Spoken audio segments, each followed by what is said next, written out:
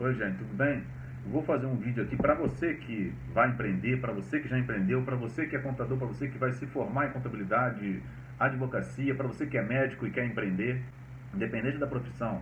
O que eu vou fazer aqui é explicar como funciona a burocracia da parte de legalização de uma empresa através do seu empreendimento. No momento que aquele empreendimento vai exigir que você tenha a regulamentação através de um CNPJ e quais são os portes, seja empresarial, seja tributário ou jurídico, quais são os portes que você pode iniciar para não ter muita burocracia a partir da evolução daquele empreendimento. E eu estou aqui com o notebook ligado, eu vou ir colocando umas figuras para ir ajudando a nossa memória fotográfica, e quando a gente tem um auxílio de imagens, nosso cérebro funciona melhor para a gente memorizar melhor. Então, eu montei uma cronologia aqui de como fazer isso acontecer, porque às vezes a gente não dá o pontapé inicial por achar que é terrivelmente complicado, e muitas das vezes o que você precisa acessar, às vezes é parte do processo apenas. É muito simples, e o resto deixa com o contador à medida que for evoluindo. Ou seja, nunca devemos ter medo de evoluir por conta da Receita Federal, por conta do leão do governo, né, do município. É óbvio que a gente precisa estar legal sempre, legalizado sempre com as obrigações do fisco, né? Não sei se você já ouviu essa palavra, imagino que sim. Fiscos são os órgãos de fiscalizações, né? Eu diria assim que em alguns casos de sucesso estrondoso, a burocracia foi deixada temporariamente de lado. Ou seja, ela foi custeada ao preço dela no futuro. Eu tenho uma experiência, eu trabalhei num escritório de contabilidade por 10 anos, eu era enviado para alguns clientes, e num determinado cliente, um cliente recém-chegado, o escritório me enviou para lá para levantar toda a parte de documentação que a gente precisaria importar para agilizar a contabilidade. E a história dessa empresa é o seguinte: é uma empresa de e-commerce, que o camarada malhava numa academia, ele começou a vender produtos fitness, né? Tanto de vestuário quanto de suplementação. E ele, a partir dessa venda que ele fazia na academia, ele teve a ideia de fazer um site. Isso deve ter uns 15 anos atrás. E esse site se transformou no maior site na época, até pouco tempo ainda era, no maior site de vendas de suplementos, de produtos fitness, suplementação. E um determinado tempo ele procurou esse escritório contábil que eu trabalhava, que é um escritório grande, cerca de 900 clientes para cima. Então eu fui enviado para esse cliente e lá nós fomos recepcionados nas primeiras reuniões, e esse proprietário sentou e falou: olha, aí ele contou essa história de que ele vendia na academia e montou um site. Esse site foi alavancando as vendas de um jeito que ele não conseguiu regulamentar toda a parte tributária. Contratou algumas consultorias, e numa das consultorias que ele contratou, foi abordado o crescimento dele, e ele tinha conhecimento de alguns crescimentos exponenciais nessa mesma proporção, de que às vezes a legalidade atrapalha o crescimento. Depende. São vários fatores. Mas o testemunho dele foi o seguinte: eu decidi crescer a legalizar, porque se eu legalizo, eu travava o meu crescimento por conta de processos. Então eu estava focado no processo de venda, de comércio, e isso estava muito alavancado, e eu cada mês que passava, eu tinha um cenário novo de triplicar. Mesmo que eu contratasse pessoal na área de legalização, de formalização, isso ia me atrapalhar, por conta de ter números que eu ainda não estava acostumado com ele, por eles estarem se modificando de forma assustadora.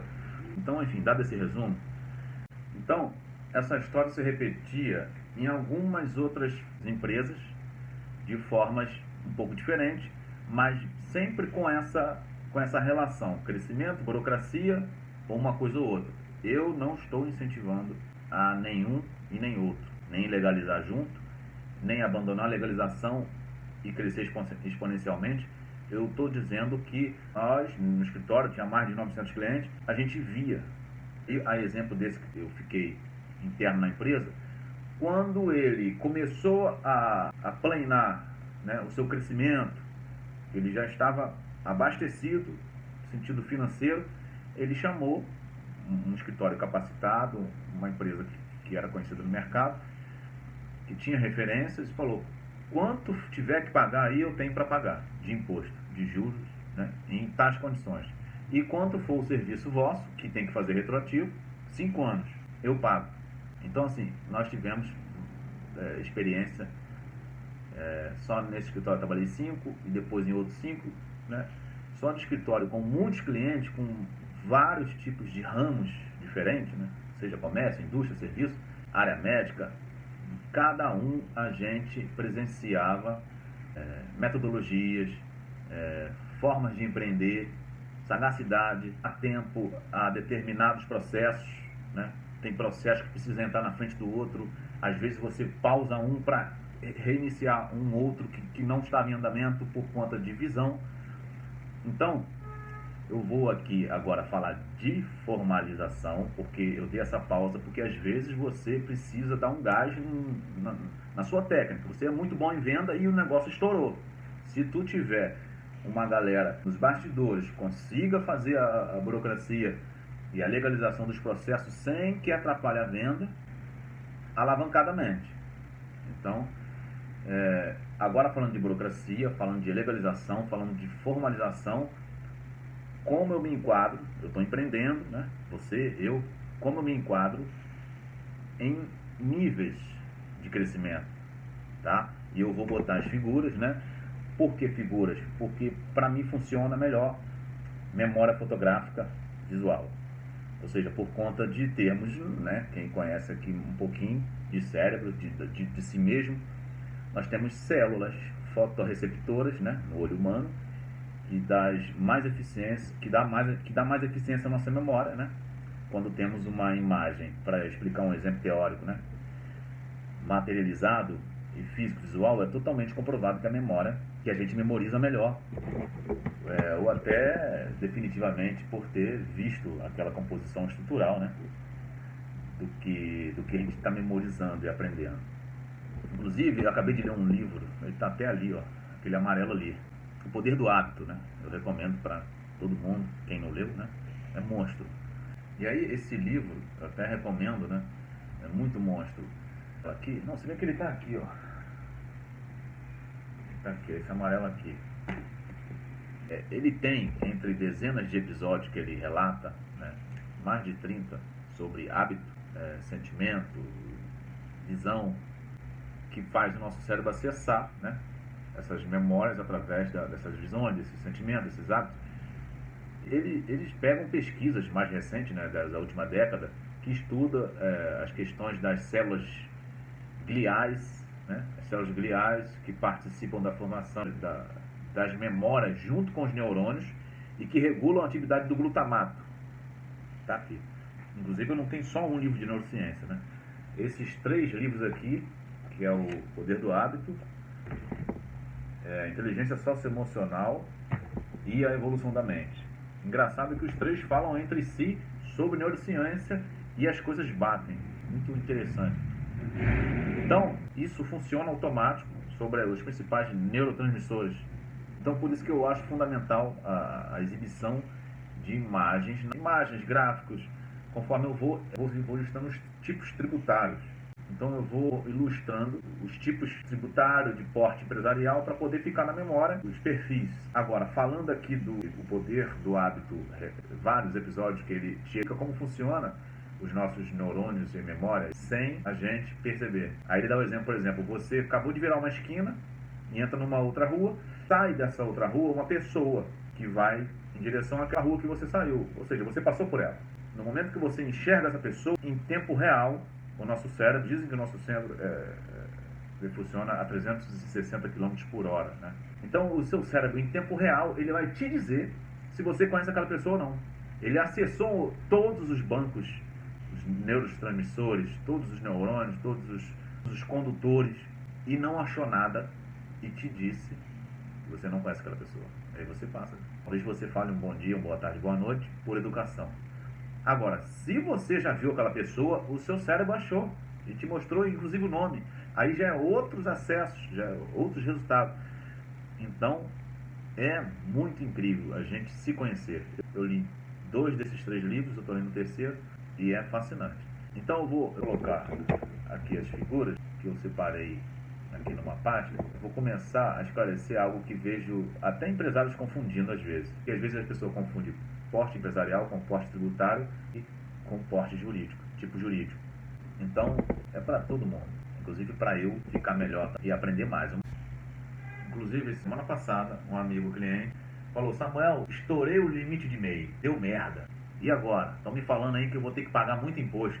Eu falei: ó, não estourar é ruim, porque o MEI se limita mensal a 6.750 e anual 81 mil. E estourar, e estou te dando os parabéns por causa disso, porque se você abre um CNPJ e você quer a vida inteira ficar 6.750 nesse limite, agora, se você abre um MEI e logo você estourou o limite, parabéns, você agora vai para o segundo nível. Ah, mas vai ser muitos impostos. Não, não vai ser muitos impostos. Eu vou te mostrar que logo ali no 7.000, se você for comércio, e aí vamos aqui para as figuras. Você tem o MEI, que é CIMEI, Simples Nacional do MEI. Você tem ali o máximo, o teto mensal, 6.750, e paga R$70 de imposto. O líquido é 6.680. Logo, se você tem no comércio, tá? O serviço ele varia também, aquela alíquota ali de 4%, pode ser 4,5%, pode ser 6%, mas vai depender do faturamento. Mas vamos dar um exemplo na primeira faixa de faturamento, que é até 180 mil por ano, que é a primeira faixa de quando você não é mais MEI e você pulou para o microempresa. Então, você tem aqui, ó, você faturou 7 mil, que estará muito próximo de 6 mil, se você estourou 6.750, o imposto agora é 4%, não é R$70, sem problemas. Ah, estou pagando muito imposto já? Não. Olha o seu líquido. No 6.750, você teve um líquido de 6.680. Aqui já no 7.000, você paga mais imposto, porque é 4%. R$70 não é 4% de 6 mil. Mas olha o seu líquido. Você já está ganhando mais. E isso aqui cada vez mais escalado. Quanto mais faturamento, 10 mil, 15 mil, 20 mil, 30 mil. Olha o lucro que você vai tendo, o lucro líquido, que você escalou. Você passou a faturar 7 mil, 9 mil líquido, né? 14 mil, 19 mil. É melhor do que faturar 6.680, muito melhor. Então, eu dei um esclarecimento no sentido de que não deve ter medo, porque muita gente, assim como esse amigo, já teve outras ocasiões de outras pessoas que tiveram MEI e ficavam preocupadíssimos, porque muitas pessoas falam entre si: cuidado para não estourar o MEI. Esquece isso. Tomara que estoure o MEI. Pensa nisso.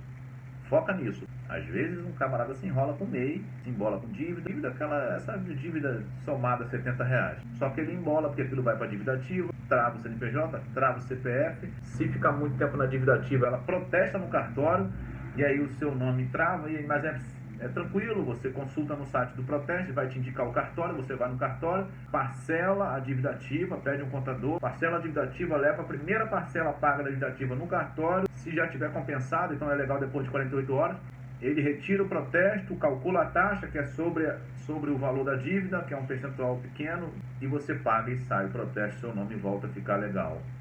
Mas essa confusão toda, quando acontece com um, ele lastra e acaba que muitos ouvem e se limitam e o cérebro processa que você não quer crescer, não deva crescer. E isso é horrível.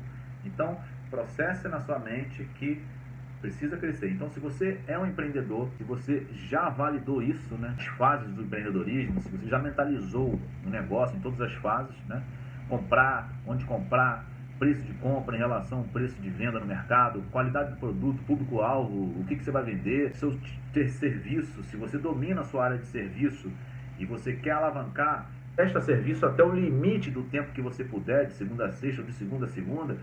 E aí, se você vê que você está captando mais clientes, você começa a delegar, contrata auxiliares e você treina eles para eles prestar o serviço para você, e você vai escalonando, atendendo menos, terceirizando o seu serviço na sua ótica, na sua supervisão, dando garantia aos seus clientes de que é o seu tipo de qualidade, é o seu método, é a sua metodologia.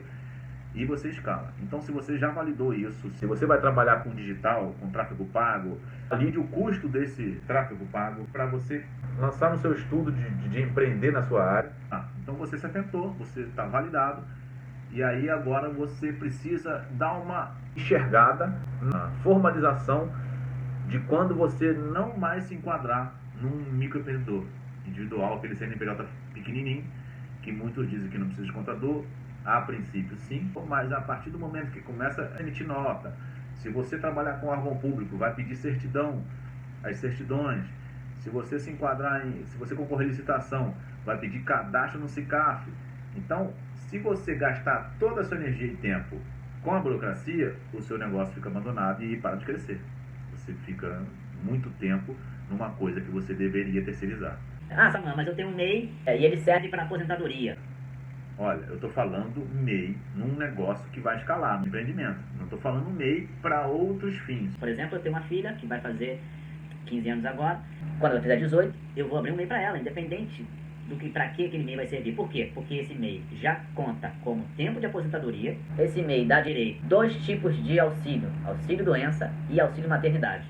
Então, você tem já aqui 3 benefícios, né? Além de se tiver um processo de calamidade ou que nem teve de pandemia, o governo prioriza e encontra o cadastro muito mais fácil de quem tem alguma formalização com o governo federal, que o MEI é uma formalização. Inclusive, na pandemia, os primeiros a receber os auxílios emergencial foram os microempreendedores, além de, em seguida, os que tinham cadastro único.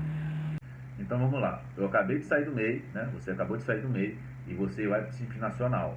Nem sempre é a melhor opção, mas isso vai ser em outro vídeo que eu vou explicar sobre você saiu do MEI e você foi para o Simples Nacional. Se você não tiver produtos enquadrados no monofásico, que são produtos que têm direito de retirada da base de cálculo do Simples Nacional, para depois usar a alíquota, se você não tiver esses produtos, numa eventual simulação, ser mais vantajoso você ficar no lucro real, mesmo em faturamento baixo. Isso pensando no lucro líquido, porque o tipo de tributação no Simples Nacional e o do lucro presumido, o imposto é sobre o lucro bruto, e isso às vezes é muito injusto. Então, aí você tem o direito de ir para o lucro real, quando você pode abater todos os gastos que envolvem a execução do serviço ou todos os custos de uma determinada venda, entre elas matéria-prima, mercadoria, estoque, etc. e afins. Então vamos lá, você tem aqui o anexo, vamos supor que você saiu do MEI e foi para o Simples Nacional agora. Aí você, no comércio, você tem o anexo 1, que foi aquele exemplo que eu dei lá dos 4% comércio. Anexo 1 é comércio, a 4% até 180 mil ano. Aí você tem anexo 2, que são fábricas, indústrias e empresas industriais, que começa no 4,5, tá? E você tem anexo 3, que são as empresas de serviço. É muito interessante, olha, ele começa no 6%. Já é uma questão de você fazer uma nova simulação quando sai do MEI, mesmo assim, o mesmo segmento. Não deixe de crescer, porque o imposto, diferente do MEI, o MEI só paga R$70, aqui eu vou pagar 6%, não interessa, você precisa crescer direto. Isso não pode ser um bloqueio. Se você é serviço, você vai sair do MEI e vai direto para o anexo 3. Anexo 4 são alguns tipos de serviço, limpeza, vigilância, um nicho de serviço, você vem direto para o anexo 4, que a primeira faixa é mais em conta, tá? E aí tem o anexo 5, que são empresas mais de prestação de serviço regulamentado, que é auditoria, jornalismo, tecnologia, publicidade, engenharia, tá? E esse nicho é um nicho que quase ninguém utiliza, tá? O pessoal pula direto isso aqui e vai lá para o lucro real, ou lucro presumido. Então, beleza, Samuel. Entendi ali questão de faturamento, que eu vou me enquadrar, mas sobre porte. O que é porte jurídico, porte tributário, tipo tributário e porte empresarial? E aí eu listei aqui, né, quais são os portes em relação à evolução, assim, para baixo, porque você começa lá no meio, que é o microempreendedor individual, é diferente de empresário individual, né? Então você está no microempreendedor individual, 6.750 é o seu limite de faturamento. Aí você vai evoluir, você pode ir para quem? Você pode virar um empresário individual, um EI, né? EI. Esse empresário individual, ele pode ficar em qual tipo de tributação? Simples Nacional, lucro presumido ou lucro real. Ele é igual a limitada, só que unipessoal. O EIRELI foi extinto, porque o limitada, ele tem a condição de limitada unipessoal. Se você tem vários sócios no limitado e saiu todos, ele ficou só um, você não precisa fazer nada. Antigamente tinha que se transformar em EIRELI ou empresário individual. E o SA, e também tem o cooperativa. Cooperativa eu não botei aqui, mas na próxima tela eu tenho ele. E os tipos tributários são Simples Nacional, lucro presumido, lucro real, imune isento. E porte empresarial, né? Quando você tem lá no seu cartão CNPJ, você tem o nome da sua empresa e lá no cantinho vai estar porte. Nesse porte vai estar só 3 condições: microempresa, ou EPP, ou demais. Então, assim, microempresa até 360 mil ano. Acima disso, você precisa mudar o seu porte. Isso é na JUSERJ, na Junta Comercial. Empresa de pequeno porte, EPP. E se você passar de 4 milhões e 800 em algum ano, você precisa no ano seguinte dizer que você é demais. Demais é considerado empresa de grande porte. A cooperativa tem que estar em demais, mesmo não sendo grande porte, porque cooperativa é uma condição diferenciada. Então vamos para a próxima tela. Aqui a evolutiva é para a direita, mas com o crescimento normal também. Ela meio em cima, vai faturando, mas você tem a lateralidade do porte jurídico em relação a quanto você está faturando. O porte tributário também, as opções de porte tributário, tanto que tem mais de um lá, ó, e o porte empresarial. Então vamos lá. Você é MEI, você fatura até 81 mil no ano. O seu porte jurídico é MEI, o seu porte tributário é CIMEI, Simples MEI. Ah, é a mesma coisa que Simples Nacional? Não, é um Simples MEI, é uma tributação específica, você paga uma cota única. O Simples Nacional você não paga cota única, você paga uma alíquota específica. E o porte empresarial, microempresa. Porte empresarial lá na Junta Comercial. E o porte tributário para a Receita Federal. E o porte jurídico também na Junta Comercial. O MEI é MEI, porte jurídico, o MEI é MEI, o nome tributário, e o porte empresarial, microempreendedor. Lá no nível de faturamento, você agora é uma limitada ou você é um empresário individual. E qual o regime de tributário você pode estar? Tanto faz, é aquilo que eu falei, vai depender do seu nicho, do seu segmento, se vai ser vantagem estar no Simples Nacional. Se você tem um custo alto para vender um produto ou executar aquele serviço, é vantagem que você simule se o lucro real não é melhor, porque o lucro presumido também é imposto sobre o faturamento, e não sobre o lucro líquido final, o que de fato o seu balanço diz que é um lucro líquido. O lucro real, muitas das vezes, é o melhor regime que existe.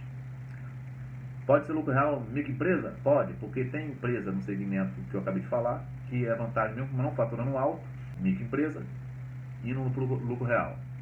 Mas existe uma condição de faturamento que tem que te excluir do lucro presumido e ir para o lucro real.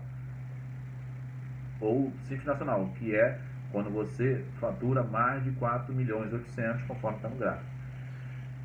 Então, mas se a fatura de 360 mil a 4 milhões e 800, eu posso estar no lucro real? Sim. A questão do tipo de serviço e o nicho, qual a sua operação. E agora, cooperativa. Cooperativa não tem a condição de escolher o Simples Nacional. Ela precisa estar ou no lucro presumido ou no lucro real, de 0 ao ilimitado. E o terceiro setor, Samuel? O terceiro setor são as organizações da sociedade civil, as tais OICIP, as entidades beneficentes, institutos, ONGs, fundações. Mas como assim terceiro setor? Ou seja, existe uma classificação que quase ninguém fala, que é: primeiro setor é quem? São as empresas públicas, do Estado. Tá? Segundo setor, somos nós. Também não é de costume de falar que nós somos do segundo setor. Ninguém fala isso. Eu sou prestador de serviço, eu vendo produto, eu sou do comércio. O segundo setor somos nós, mercado. No evolutivo, o terceiro setor, do porte jurídico imune isenta, ONG, com porte tributário isento, e lá no porte empresarial, terceiro setor, organização religiosa. Então, pessoal, uma cronologia de porte empresarial, jurídico e tributário, mas mais precisamente o porte empresarial, que é a formalização da sua empresa, né? Saindo de MEI. Fiquei bastante tempo no MEI, mas não de pouca valia, porque essa semana eu descobri o número de CNPJs MEI no Brasil, e ele chegou à casa de 15 milhões, sendo que o total de CNPJs está na casa de 21 a 22 milhões. Então, ou seja, mais da metade do CNPJ no Brasil são de microempreendedor. Então, para quem é contador, para quem trabalha com essa classe, é interessante pensar nesse número. Pessoal, essa foi a cronologia aí dos portes empresariais, e eu espero ter contribuído, ajudado a todos. Até o próximo vídeo e um abraço a todos. Fiquem todos com Deus. Valeu!